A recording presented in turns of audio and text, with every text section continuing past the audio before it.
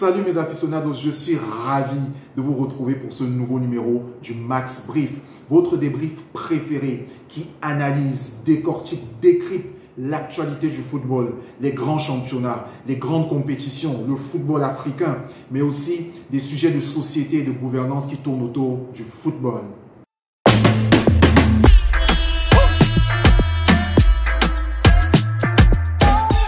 Le Maroc est en quart de finale. Oui, le Maroc est en quart de finale de la Coupe du Monde. Ce n'est que la 4e équipe africaine qui arrive à ce stade de la compétition. Ce match va rester dans la légende. Et le Maroc bat l'Espagne. Il arrive à ce stade en battant une équipe historique du football et de la Coupe du Monde. Évidemment, on parle de ça dans ce Max Brief.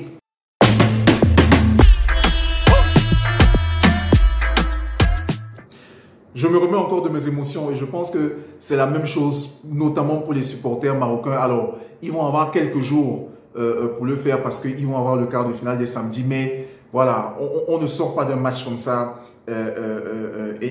indemne. Et c'est un match en jeu. Et je pense que oui, le Maroc a su gérer l'enjeu parce que c'est un 8e de finale. Ils n'en ont pas joué depuis 1986. Donc, imaginez le contexte qui entourait les joueurs, le groupe, pour arriver sur un match comme ça, en plus contre l'Espagne. Donc, je trouve que, et je compare, je fais le parallèle avec le Sénégal-Angleterre, et c'est ce que je disais, que quand vous arrivez sur ce type de match, il faut avoir une préparation qui vous fasse intégrer que le plus important, c'est d'aller au bout du match et de jouer sa chance jusqu'au bout, d'éviter justement un scénario comme celui qui s'est passé pour le Sénégal où à la mi-temps vous êtes déjà à 2-0. Et j'avais dit que le Sénégal n'avait pas pour moi eu la stratégie qu'il faut sur ce type de match. Et je trouve que le Maroc l'a eu. Déjà dès le début du match, j'ai senti un Maroc qui n'a pas forcément essayé de prouver qu'il sait jouer, d'attaquer. Ils ont joué avec leur qualité, notamment technique et tout, mais on a senti que le Maroc était conscient que le match ne doit pas leur échapper et qu'il n'est pas question de se prendre 1-2 buts facilement. Non, il faut aller au bout du match et il faut aller jouer sa chance jusqu'au bout. Et pour moi, c'est dans cet état d'esprit que le Maroc a été sur l'ensemble du match avec beaucoup de concentration.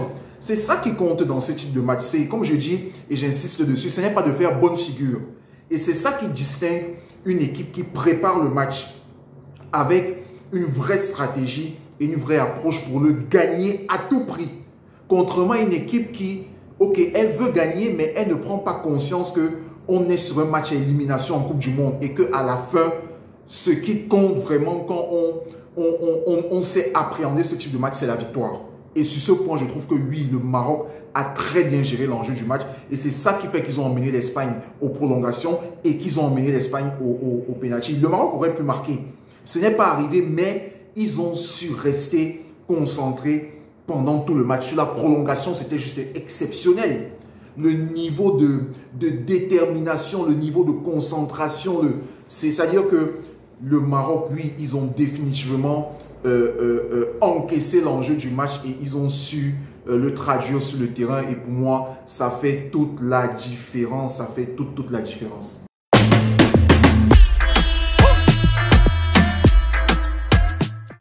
Alors, est-ce que c'est une grosse surprise? Oui et non. Oui, pour la simple raison que avant le match, quand tu déposes une affiche Maroc-Espagne, le Maroc qui, comme j'ai dit, n'est pas revenu en 8e de finale, c'était que la 2e fois depuis 1986.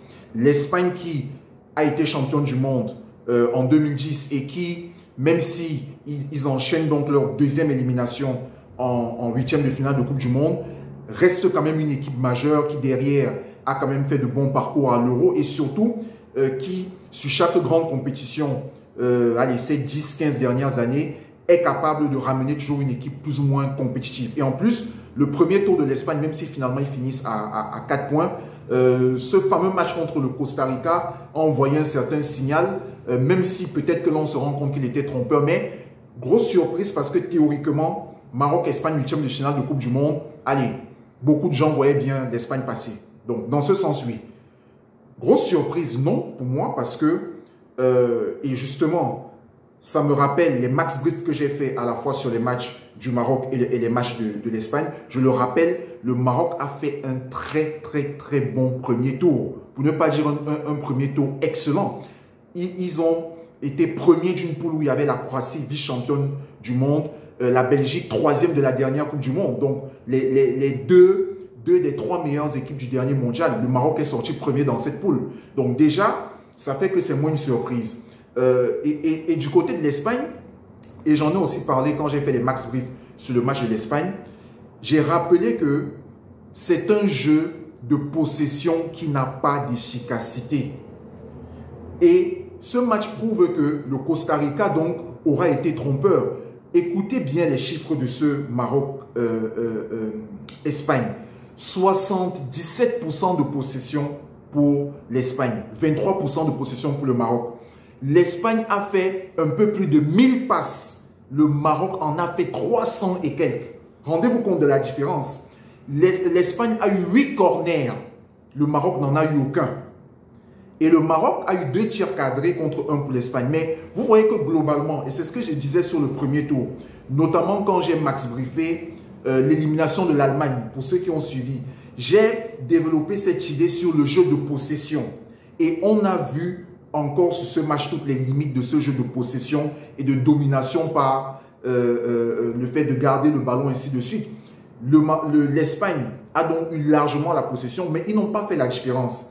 Et je continue de dire que avoir la possession, ça vous fait attaquer dans des conditions qui sont toujours plus compliquées. Parce que toutes les passes que vous multipliez avant d'arriver dans la zone de vérité, ça laisse le temps à votre adversaire de se mettre en place, de prendre toutes les positions qu'il faut pour contrer votre attaque. Et c'est ce qui arrive à l'Espagne.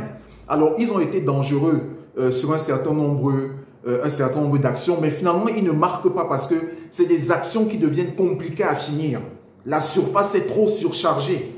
Et ça, pour moi, c'est le vrai problème de l'Espagne. Et dans ce sens, finalement, ce n'est peut-être pas une grosse surprise parce que le Maroc, et je l'ai dit, ils ont eu 2 tirs cadrés contre 1 pour l'Espagne et ils ont même eu des situations justement plus nettes que les situations espagnoles. Donc, pour moi, dans un sens, ce n'est pas une aussi grosse surprise qu'on peut le penser.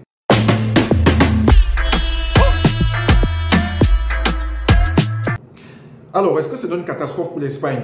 Je ne pense pas. Tout simplement parce que il faut regarder la moyenne d'âge de cette équipe. J'estime que c'est une nouvelle génération espagnole qui est en train d'arriver, sans citer l'ensemble des joueurs. On peut prendre Pedri du Barça, Fernand Torres. Voilà, c'est une nouvelle génération. Donc pour moi, ce n'est pas une catastrophe. Elle fait 8e de finale voilà, d'une Coupe du Monde. C'est une bonne base pour construire. Et je redis, le match contre le Costa Rica, c'est la 3e fois que je le dis, mais il faut bien creuser pourquoi. Je pense qu'il aurait été trompeur. Et on a vu sur le reste de la poule que l'Espagne n'était pas aussi dominatrice que le match contre le Costa Rica le laissait penser. Pour moi, ce n'est pas une catastrophe, mais il y a une vraie réflexion qui doit être menée dans le football espagnol. Et c'est celle dont j'ai parlé tout à l'heure et dont je parle plus ou moins depuis le début de la compétition, la philosophie du jeu de possession. Et sur ce point, je dis juste une chose. Quand j'ai max briefé la qualification de l'Espagne, j'ai dit que le jeu de possession lui correspondait peut-être plus que les avis que je donnais sur l'Allemagne. Mais il faut faire attention. Le jeu de possession n'est peut-être pas adapté à toutes les générations. Peut-être que cette génération espagnole n'a pas les mêmes capacités que la génération de 2010, justement, 2008, 2010, 2012, 2014, avec les joueurs exceptionnels qu'on connaissait, les André Iniesta, ainsi de suite. Donc, peut-être qu'il faut se poser la question de savoir si cette génération est adaptée à cette philosophie du jeu de possession ou alors il faut proposer avec cette équipe un autre style de jeu, peut-être un jeu un peu plus direct. Donc, ce sera, à mon avis, à la direction technique, l'encadrement de cette équipe, de vraiment remettre en question cette philosophie pour savoir si elle reste vraiment pertinente pour cette équipe.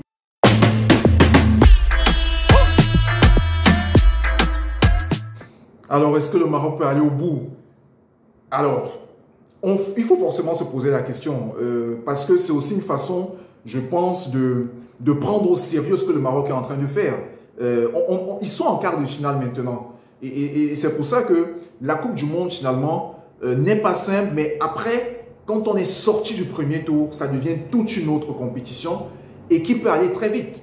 Huitième de finale, quart de finale, demi-finale et on peut se retrouver en finale. Donc oui, c'est pas parce que c'est le Maroc, c'est pas parce que c'est une équipe africaine et c'est pas parce que ce n'est que la deuxième fois pour eux et qu'ils n'y étaient pas arrivés depuis 86 qu'il faut forcément tempérer. Non, moi je me permets de me poser la question, oui, est-ce que le Maroc peut aller au bout? Et à cette question, je réponds oui. Alors peut-être pas un grand oui, mais un oui parce qu'ils ont emmagasiné de la confiance. Je le redis, ils ont fait un premier tour exceptionnel. Et quand on voit comment ils ont joué là contre l'Espagne, c'est une équipe qui était en confiance, qui était sûre de ses possibilités de passer. Et donc, cette confiance va encore monter avec cette qualification. Et il n'est pas exclu, puisque ça va donc être contre le vainqueur du match Portugal-Suisse. Pour moi, l'une de ces deux équipes est à la portée du Maroc. Et comme je dis, à ce stade de la compétition, il n'y a plus de statut. C'est à celui qui aborde le mieux le match et qui gère le mieux l'enjeu. Donc, pour la simple raison que j'estime qu'à ce stade de la compétition en Coupe du Monde, n'importe qui peut battre n'importe qui. Oui, le Maroc peut aller au bout. Ça va se jouer dans la tête. C'est à eux d'y croire. C'est à eux de se dire mentalement, est-ce que, voilà, on joue notre premier, qu'est-ce que je raconte? Notre premier quart de finale de l'histoire, parce qu'ils étaient arrivés en huitième de finale. On joue notre premier quart de finale de l'histoire. Est-ce que, ok, on y est et puis la pression est relâchée? Ou alors, ils vont donc avoir cette capacité de se dire, ben, pourquoi pas? Continuons l'aventure jusqu'au bout et venir sur ce quart de finale avec le même état d'esprit. À ce moment-là, attention, le Maroc peut aller. Mes chers aficionados, j'espère que vous avez apprécié ce Max Brief et surtout, merci de l'avoir regardé. Je suis curieux d'avoir aussi vos avis. Alors n'hésitez pas à les partager en commentaire et poursuivons ensemble ce débat passionnant sur l'ensemble des sujets que j'ai évoqués. Et pour tous ceux qui ne l'ont pas encore fait, je vous invite à vous abonner aux pages Maxime en parle sur Facebook et sur YouTube. Alors à très vite pour un nouveau numéro du Max Brief. Ciao!